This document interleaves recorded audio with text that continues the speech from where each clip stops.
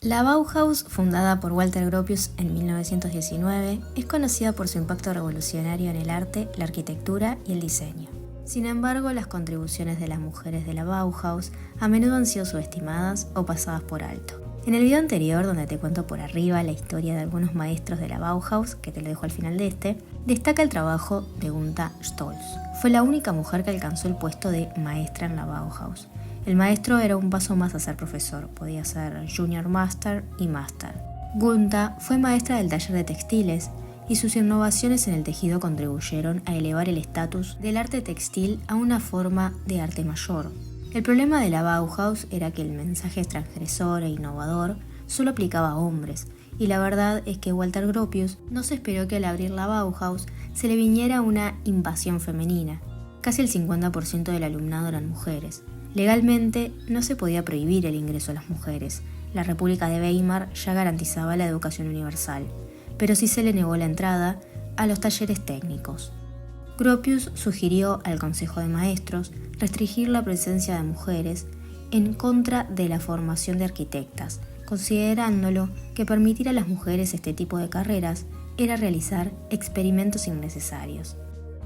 Y las que lograron introducirse en la arquitectura no se libraron de la injusticia social, como el caso de Lili Reich, una de las escasas profesoras de la escuela y socia del arquitecto Mies van der Rohe, último director de la Bauhaus. Cuando Mies se trasladó a Estados Unidos huyendo de la guerra, ella desapareció de los créditos de las obras que habían realizado juntos, como la Casa Tugendhat, el pabellón alemán y la Silla Barcelona. La táctica para impedir el ingreso a los talleres a aquellas mujeres que querían ser arquitectas, ceramistas, carpinteras, trabajar el metal o el vidrio, era siempre la misma, la reorientación. Y esto lo hacían calificándote no apta para el taller que quisieras trabajar y enviándote al taller de tejido, que era despectivamente llamado el Salón de las Mujeres. Algunas como Gunther o Annie Albers lograron destacar como artistas textiles. Pero por ejemplo Annie intentó inicialmente ingresar al taller de vidrio, pero se lo negaron. Tuvo la suerte que Gunther ya era maestra del taller de tejido y lo había transformado en algo mucho más importante que un simple salón de mujeres. Un ejemplo de mujer que logró escapar de la norma fue Marianne Brandt, que supo hacerse un lugar en un espacio único masculino a pura fuerza de voluntad. Marianne se especializó en el taller de metal que originalmente no aceptaba mujeres. Trabajó bajo la dirección de Laszlo Moholy-Nagy y desarrolló sus habilidades creando algunos de los diseños más icónicos de la Bauhaus. Sus obras se caracterizan por una funcionalidad rigurosa combinada con una estética moderna y depurada. Entre sus diseños más famosos se encuentran la tetera y azucarera MT49 de 1924. Esta tetera y azucarera de plata y ébano ejemplifica su habilidad para combinar forma y función minimalista. La tetera tiene una forma geométrica simple, con un mango angular, y ha sido ampliamente reconocida como una de las mejores piezas de diseño de la Bauhaus. La lámpara de mesa Camden, diseñada durante su tiempo trabajando para Koenig & Mathiesen, esta lámpara de mesa se caracteriza por su diseño ajustable. Y el cenicero en forma de plato es otra de las piezas notables de Brandt, diseñado en el taller de metales de la Bauhaus. Su forma redonda y su base sólida reflejan su enfoque en la simplicidad y la eficiencia. Cuando Laszlo Moholy-Nagy asciende como director del taller de metal, Marianne toma su puesto como profesora. Otra de las mujeres que rompió con el estereotipo fue la carpintera y diseñadora Alma Siedhoff-Burger, a la que inicialmente le recomendaron, como a cada mujer, que se inscribiera en el taller textil, pero hizo una petición para cambiar al taller de carpintería y se dice que hasta presentó una receta médica que certificaba que no podía estar cerca de un telar. Conocida por sus juguetes de diseño innovador y muebles infantiles que reflejan los principios de la Bauhaus, Alma comenzó en el taller de carpintería, un campo dominado principalmente por hombres en ese momento. Hizo contribuciones significativas al diseño de interiores y muebles, enfocándose particularmente en piezas funcionales y para niños. Un ejemplo es el juego de construcción Pequeño Navío, un conjunto de bloques de madera pintados que permiten a los niños construir diferentes estructuras, fomentando la creatividad y el desarrollo de habilidades motoras. Este juguete se convirtió en un símbolo del diseño Bauhaus por su simplicidad, funcionalidad y estética.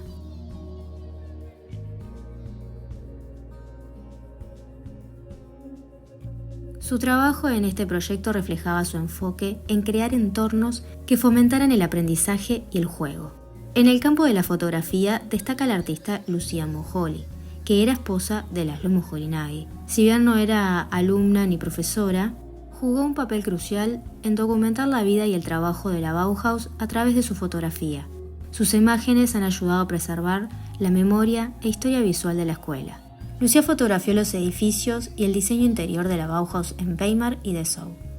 Sus imágenes de la arquitectura, especialmente las del edificio diseñado por Walter Gropius en Dessau, son fundamentales para la historia visual del movimiento. Capturó retratos de muchos de los profesores y estudiantes, como Gropius, Paul Klee, Vasily Kandinsky y su esposo Moholy-Nagy.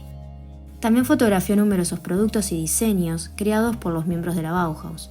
Estas imágenes no solo documentaron los objetos, sino que también presentaron estos productos de manera artística, resaltando sus cualidades, estética y funcionalidad. Lucia Moholy empleó técnicas innovadoras en su fotografía, utilizando iluminación dramática, composiciones cuidadosamente pensadas y perspectivas inusuales.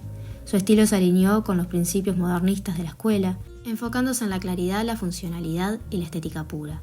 Durante la Segunda Guerra Mundial, muchas de las fotografías de Lucia fueron confiscadas y no le fueron devueltas hasta muchos años después. En los años posteriores a la guerra, Lucia trabajó como escritora y profesora, publicó varios libros sobre fotografía y teoría del arte y continuó promoviendo la importancia de la Bauhaus y su legado.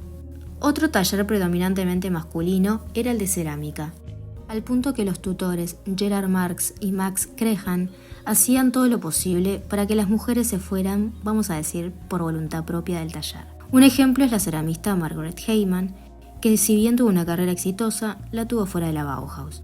Sus tutores la certificaron con talento, pero no apta para el taller, lo que hizo que finalmente abandonara la escuela y abriera su propia fábrica de cerámica, una de las más exitosas de la época. Estas son solo algunas de las mujeres que destacaron en la Bauhaus. En total, asistieron cerca de 500 mujeres, de las cuales se recibieron menos de 50.